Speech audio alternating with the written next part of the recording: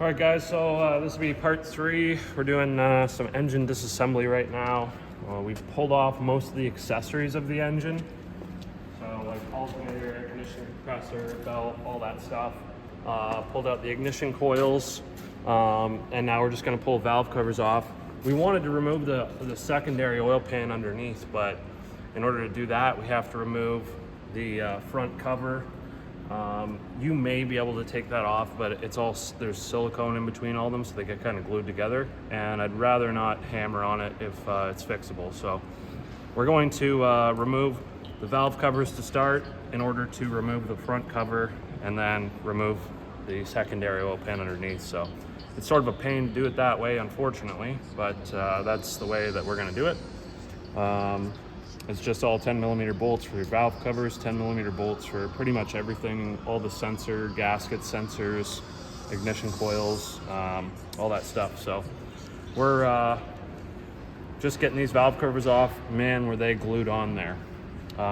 There's only silicone in just a couple spots, like where the front cover mates to the head, but these obviously haven't been off, I don't think, ever in its life. So they're very, very stuck on there. And if you're doing this at home or whatever, just take your time. I use a pry bar on a couple spots, and I just slowly just keep working it until it starts to separate, and then work my way around. Yeah, so unfortunately, we tried to spin the engine over last night, and this oil filter housing gets in the way. But in order to take that off, you have to remove the rails for your injectors. So it's sort of a pain. I'm gonna try to not have to do that. That would be nice. So we can get the engine almost all the way over, but it is what it is. So just gonna remove these gaskets and stuff, and then once I get this other cover off and take a look in, we will then set the engine, I guess, to TDC, and I'll go over all the timing marks and stuff with you so that we can then remove our crank pulley and get this front cover off. So okay, so I just got my pry bar here. Now, like I said, this valve cover is kind of brittle, and I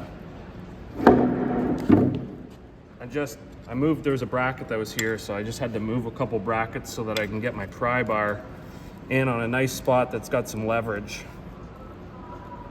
in order to get this thing to loosen up. So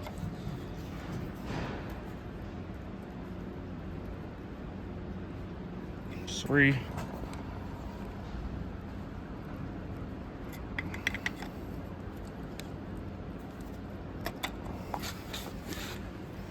Okay, guys, so we have this thing set on TDC. There's a mark, there's a little notch in the your crank pulley here, and that just goes up to the center mark there on the front cover. And then there's also 2 marks, one on each cam phaser, and they're to point at each other. So we've got that ready to go. I'm gonna pull this water pump off. The pulley's just a couple 10 mils, and then these covers come off. This one is just your belt tensioner, so not sure, might be able to just remove this bolt and the damper up there. Looks like a 12, probably like a 17 and a 12. We'll see once I get this cap off what size is underneath of this pulley. This is this bolt here is a 22.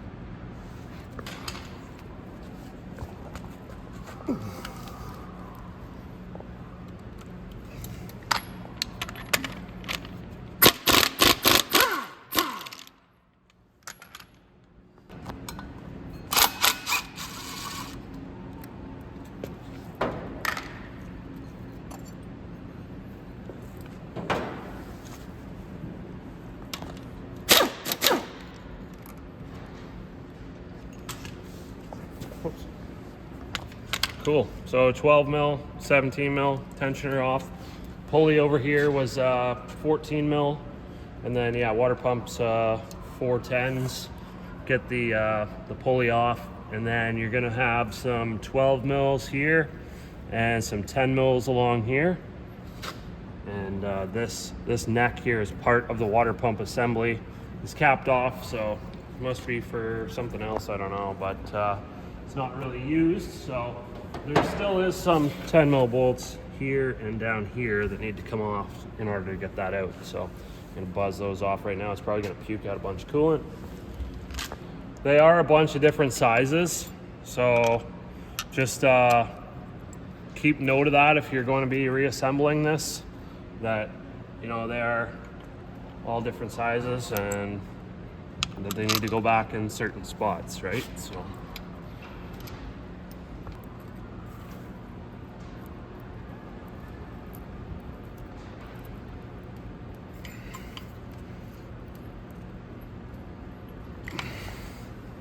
oh, yeah, that is one.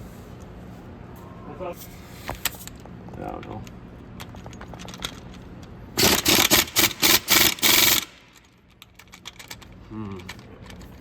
I better get my bar.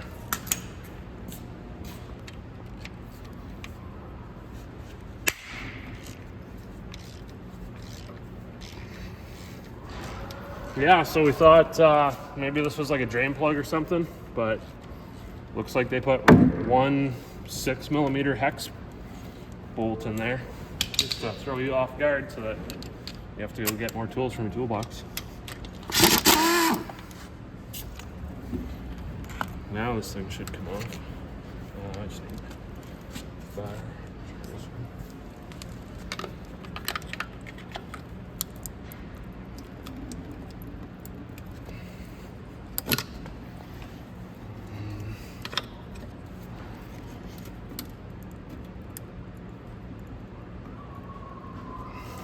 I think I got it.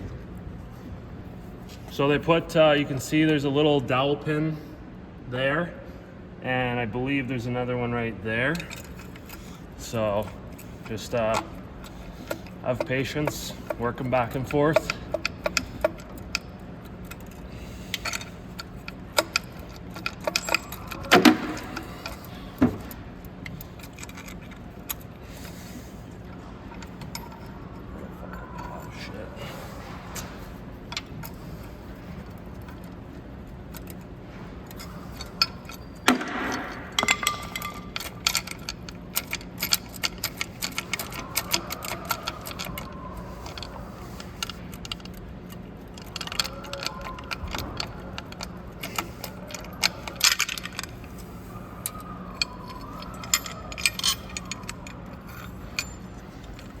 Okay, so now I guess that could have stayed with the front cover. No, we probably have to take it off because the bolts go through. Yeah. Could have undid all the bolts, I guess, and left it on, but whatever. I'm gonna try to get this off. We'll see. I might have to get my puller.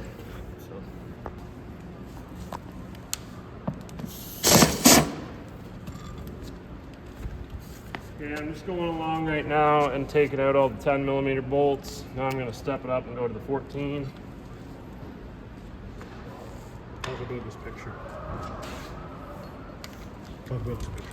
Oh, I just traced out just a rough diagram of the shape of the cover and roughly where all the bolts are and marked them all, so that way if we do end up rebuilding this and putting them back together, like I say, a bunch of the bolts are all different lengths and sizes, so rather than having to figure out what goes in where and all that stuff, it's much nicer just to have a diagram so that you can just pick them up and put them in, because when you go to assemble this stuff, you have to silicone the whole cover and put it on. And a lot of times, you don't have too much time if you're using like quick set silicone, so you want to be able to just stick the bolts in and button them all down and get your torque wrench on them as quick as you can. So it's best practice to do this.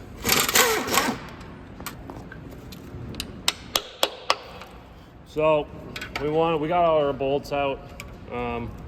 We need to try to break the bond. It's all glued on, right? So it'd be nice if they give you some spot to get started on to get in behind, but they don't. So you sort of have to you could try to pry in here, but it's so it'll be glued on so tight. You'll probably just end up bending the end of this. So just gonna have to see if I can find a spot. I might be able to sneak in maybe right in there with a big pry bar. Maybe get it started. Okay, now one thing, there'll be dowel pins that line this cover up so that it goes on perfectly. So they might be a little bit seized on there.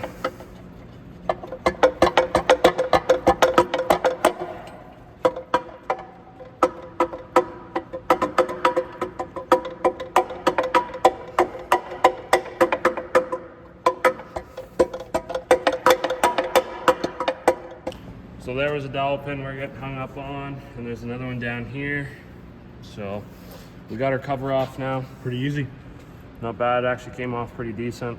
So now I think what I'm gonna do, you see we have our oil pump down here, this chain driven. So in order to take the lower pan portion off, oil pump either has to come with it or take the oil pan off, or the oil pump off. So probably end up seeing if I can just take this cover off, probably undo this bolt and just leave the chain sort of hanging there. I might take a paint pen and just mark the link. I don't think it matters too much, but I know some vehicles like it might be balanced or something like that, so you have to kind of watch, but Okay, so we're just gonna pull this cover off. This tensioner for the chain on this oil pump here, it's just spring loaded. So that's not a big deal. And then what I'm gonna do now is just try to buzz that bolt out and see if we can't just take the gear right off.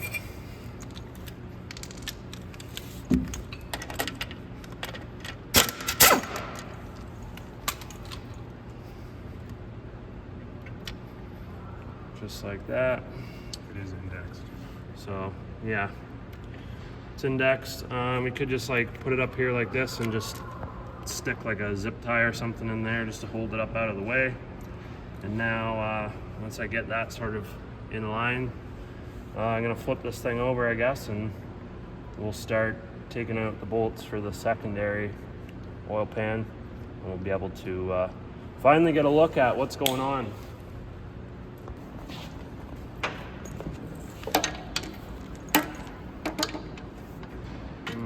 Got an extension over top of that. Explain what we just did. So we just zip tied that up, flipped this thing upside down, removed the oil pump, which was 3 12-millimeter bolts, and then now we've just gone around and undone all of the 10-millimeter bolts that hold this secondary pan on, just all along here, and then there's 2 at the end. You also have to take off these 12-millimeter bolts for the brackets that sort of support the cat/manifold. So now we should be able to do the same thing. This oil dipstick runs down and bolts onto here, which is another 12-millimeter bolt, so we'll get that off as well. And now we should be somewhat free, I believe, so we'll have to get in there with a pry bar and get this thing to separate. Looks like we got a spot right here that we can get in there with our pry bar and see if we can break the bond on it.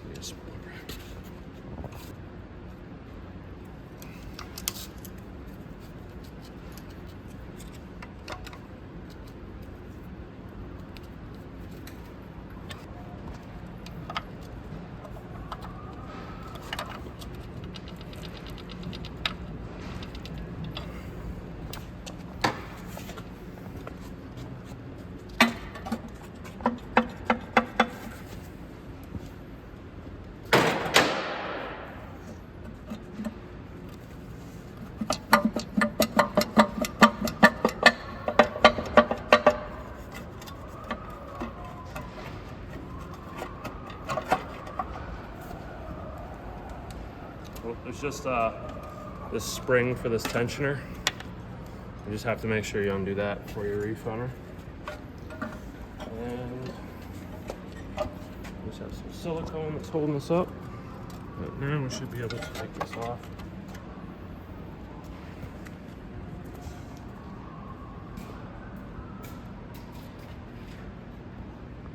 we have a knock. We know it's a rod knock, so you're just gonna go ahead and grab this, and there you go. So it's cylinder, I guess 6, but that's the one that's going bad. So we could probably just zip these out and drop the piston down a little bit, take the cap off, take a look at bearings. We can inspect the crank. Obviously we want to take a look at all of them, so it would be nice to be able to see whether or not all right, we're gonna pull this rod cap off and see what the bearing looks like. Surprisingly, that's not too bad. I'm sure the crank is scored up. It looks like the bearing was actually slipping around there, so see if I can get that down a little bit. And sneak this out maybe.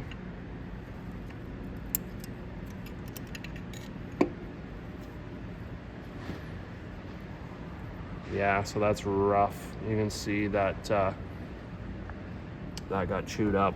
Pretty sure these bearings were just slipping. They were just spinning around in there, which they're supposed to be sort of stationary, right? They're supposed to stay in place. So yeah, that one's no bueno. Pretty nasty. And that crank is pretty rough. Yeah. It actually doesn't feel too bad, to be honest. It just looks bad. Like, I figured it would be a lot more marked up than that. But yeah, looks can be deceiving. So at this point, what do you say, rebuild or hard out? yeah, I'm thinking we're gonna rebuild it. So Yep, looks pretty good. I guess that concludes part 3 of teardown to inspect it. So we'll be ordering up parts. I'm going to we'll probably do like a complete disassembly, mark all the timing chains, pull the chains off, and pull the heads, and get the crank out of it, and get the pistons and stuff out of it, mark everything obviously. So we may do like a part 4 of finishing this thing off to get it tore right down, but then we'll come back with another series, I guess, of rebuilding it. So I hope you like this part 3 of this teardown on this Kia. If you got any questions, throw them down in the comments below. If you liked the video, give it a thumbs up, and as always, we'll see you in the next one.